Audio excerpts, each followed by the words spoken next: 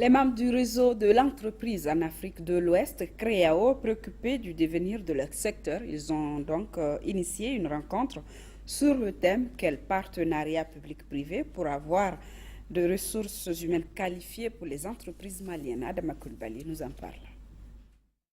Ces membres du réseau de l'entreprise en Afrique de l'Ouest, REAO, sont dans cette conférence débat pour renforcer leurs réflexions sur la problématique des ressources humaines qualifiées dans les entreprises maliennes.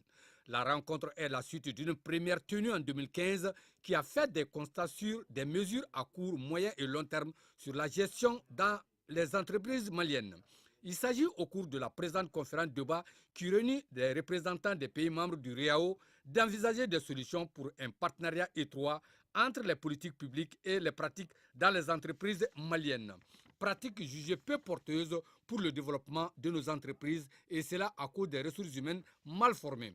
Il faut que les décideurs publics comprennent définitivement que la question du chômage des jeunes ne trouvera sa solution qu'à travers une formation qui correspond aux besoins du marché du travail et que les entreprises sont les seules entités qui pourront absorber d'une façon durable le chômage. La question de la qualification des ressources humaines renvoie à deux problématiques. La première, c'est le coût.